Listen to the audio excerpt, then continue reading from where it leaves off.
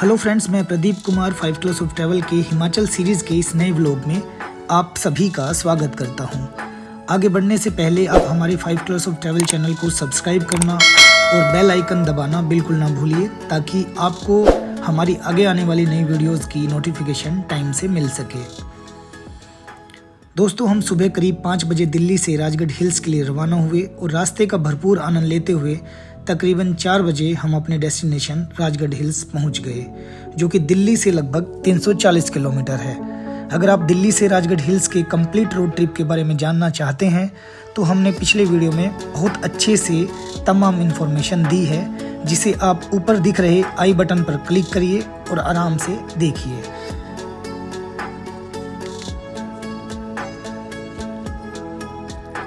Resort पहुंचकर हमने कुछ देर आराम किया और फिर निकल पड़े सामने बहती नदी की ओर, जहां हमें और भी टूरिस्ट दिखाई दिए। शाम के समय नदी किनारे बैठकर नेचर को निहारने का अपना ही अलग मजा है। पहाड़ों में शाम के समय एक अलग सा रंगीन मिजाज रहता है। ढलते सूरज की हल्की हल्की रोशनी मन को मोह लेती है और पहाड़ों के ऐसे खूबसूरत नज़ारे देखने के बाद सफ़र की सारी थकान छूमंतर हो जाती है। शायद यही नज़ारे देखने हम घुमक्कड़ पहाड़ों की ओर बार बार दौड़े आते हैं।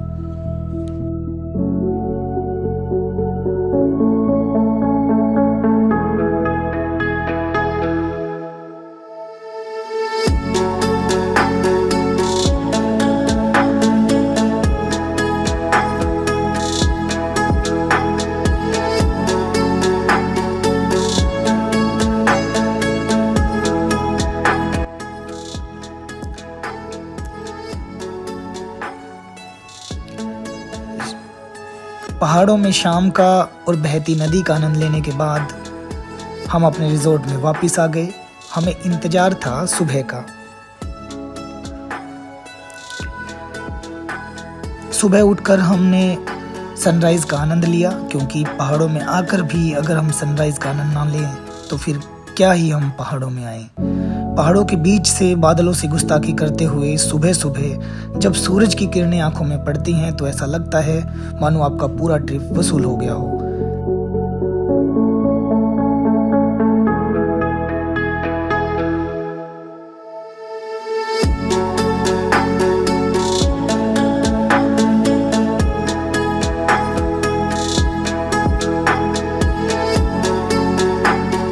सनराइज के दीदार के बाद हम निकले मॉर्निंग वॉक पर। पहाड़ों में सुबह का मौसम देखते ही बनता है।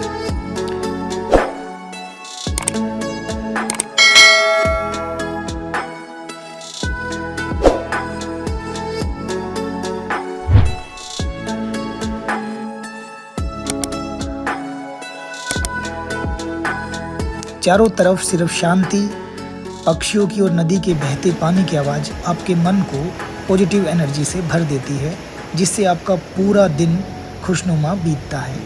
आप जब भी पहाड़ों में आए तो ये एक्सपीरियंस लेना बिल्कुल ना भूलें।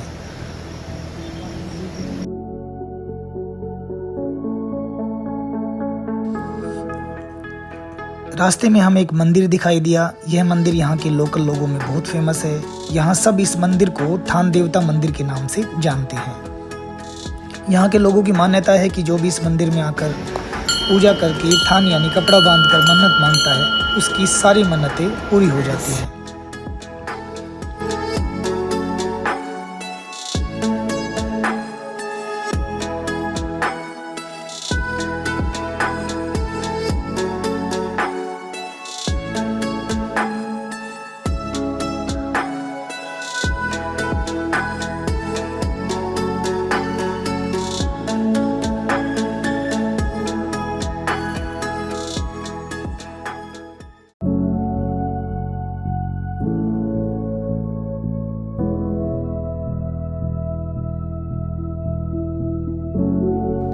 हमें यहाँ बहुत सारे कपड़े या थान बंधे हुए दिखाई दिए, जिससे इस मंदिर के प्रति यहाँ की लोगों की आस्था का पता चलता है।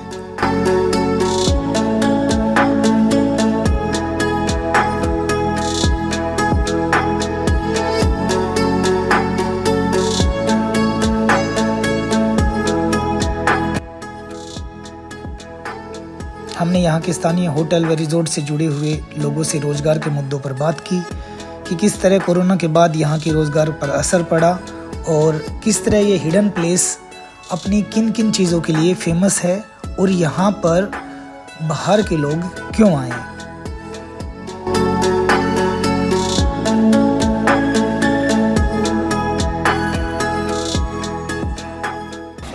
जी जी जी सबसे पहले मैं आपसे ये जानना चाहता हूँ कि सर आप ये बताइए कि हम इतनी दूर से यहाँ आते हैं, तो इस लोकेशन में, इस डेस्टिनेशन में ऐसा क्या खास है जो सोलन, शिमला उनसे हटकर हम यहाँ आकर वो चीज़ हासिल कर सकते हैं। देखो, लोग सारी जगह घूमते हैं, कुल्लू मनाली शिमला सब जगह घूमते हैं। वहाँ पे अब ज़्यादा क्राउडेड हो गया, भीड़ बहुत ज़्यादा हो गया। तो लोग क्या है, एक हटके अलग से शांत और पीसफुल जगह पे रहना या स्टे करना पसंद करें।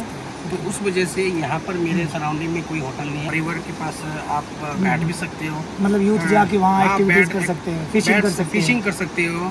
आप वहाँ पर बैठ के सॉफ्ट ड्रिंक या कैंपिंग कर सकते हो। इसके लिए आराम से रिलैक्स पर बैठ सकते हो। जिस वजह से जो लोग चाहते हैं कि रिवर के पास बैठे, वो आपको प्लस पॉइंट यहाँ मिल जाएगा। दूसरा, चारों तरफ माउंटेन है यहाँ पर। ओके।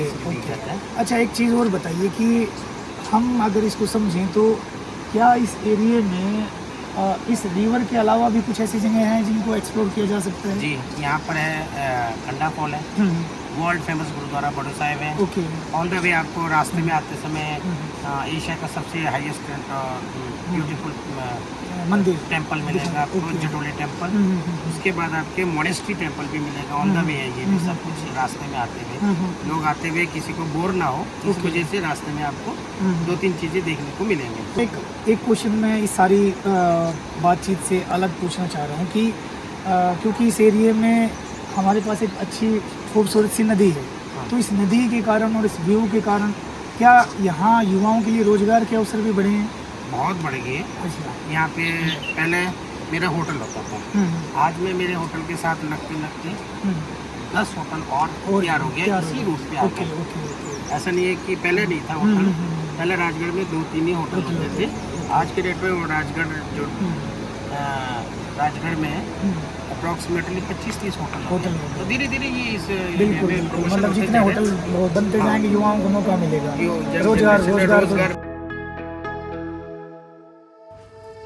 मॉर्निंग वॉक के बाद हम अपने रिजॉर्ट पहुंचे और ब्रेकफास्ट करने के बाद हमने राजगढ़ हिल्स की एक और फेमस जगह बारू साहिब गुरुद्वारे की ओर अपना रुख किया।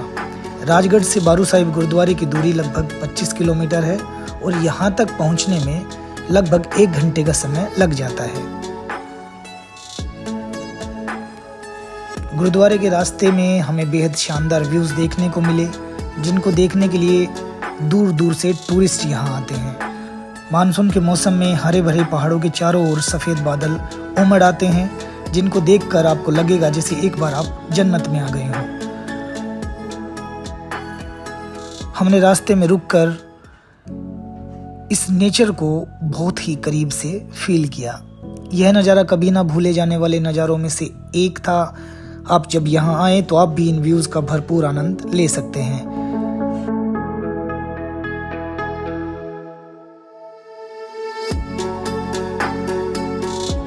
आपको बता दें, राजगढ़ में एक लोकल मार्केट भी है जहां आप अपनी जरूरत का तमाम सामान आसानी से खरीद सकते हैं।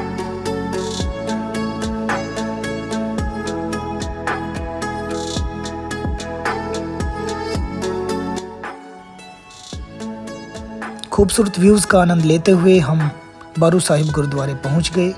अंदर जाने के लिए यहाँ एंट्री बिल्कुल फ्री है और ना ही यहाँ कार पार्किंग के लिए किसी तरह का चार्ज लिया जाता है।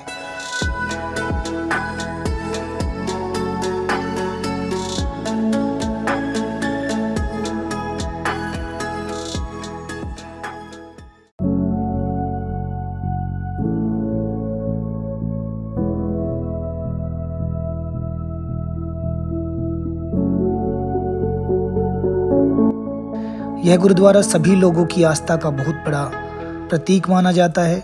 बारू साहिब को लैंड ऑफ मेडिटेशन यानी तपोभूमि भी कहा जाता है। बताते हैं कि सन 1959 में संत तेजा सिंह ने 15-20 भक्तों के साथ मिट्टी के झोपड़े में अखंड पाठ किया था और यह भविष्यवाणी की थी कि यह स्थल आध्यात्मिक शिक्षा के रूप में दुनिया भर में फेमस होगा, जहां पर गुरु नानक जी के लिए लोगों के दिलों में प्यार होगा। बारू साहिब सिखों के 10वें गुरु गुरु गोविंद सिंह जी की यहाँ की यात्रा के कारण भी फेमस है। यहाँ पर हर समय लंगर चलता रहता है और बहुत सारे बच्चे यहाँ लंगर में अपनी सेवाएं भी देते हैं। यहाँ एक अकाल एकेडमी भी है जहाँ बच्चों को पढ़ाई के साथ साथ हॉस्टल की सुविधा भी मिल जाती है।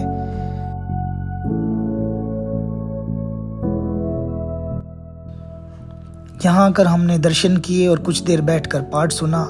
यकीनन मन को एकदम शांति का एहसास हुआ।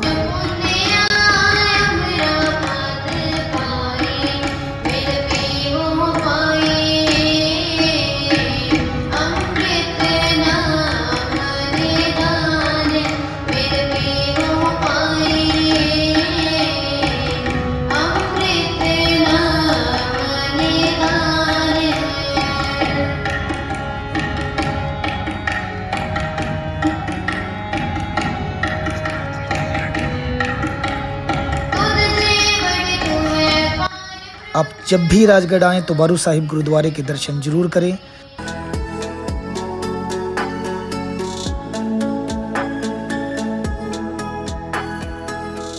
यहाँ पर लंगर चक्कर हमने वापस रिजॉर्ट की तरफ अपनी गाड़ी घुमा ली।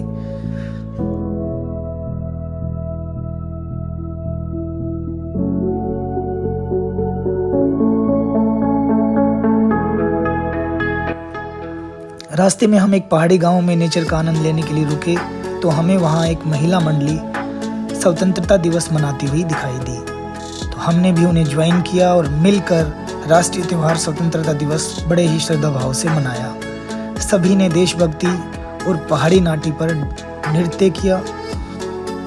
पहाड़ों और बादलों के बीच इस सेलिब्रेशन के यादगार क्षण अपनी यादों की किताब में इस तरह छप गए जिनको कभी नहीं भुलाया जा सकता।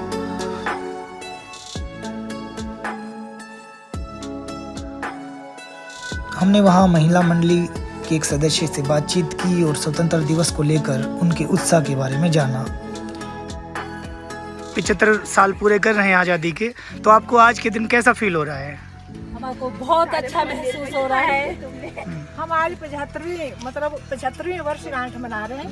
76वीं शुरू हो गई है जी, तो हमें बहुत खुशी है। हमने सवेरे भी सारा प्रोग्राम देखा टीवी में जी, मोदी जी का भाषण सुना तो जी, हमें बहुत अच्छा लगा। जी जी हमने टीवी के आगे किया है। ओके, तो मैं अपने महिला मंडल में आई हूँ। जी जी जी, अभी आप मतलब खुले बिल्कुल वादियों के बीच में आप ये सेलिब्रेशन कर रहे हैं। आपके आने से तो बहुत अच्छा लगा। जी जी, शुक्रिया शुक्रिया शुक्रिया। संख्या भी बढ़ गई, कंपनी मिल गई हमको। जी जी जी, शुक्रिया। आपका क्या नाम क्या है आपका? कांता। Okay okay okay. इसके बाद हमने वहां से रवानगी की और बढ़ चले अपने डेस्टिनेशन की ओर।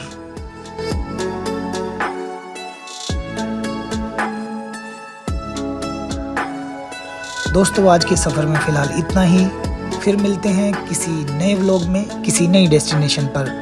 तब तक खुश रहिए, मुस्कुराते रहिए और चैनल को सब्सक्राइब करना बिल्कुल ना भूलिए। नमस्कार।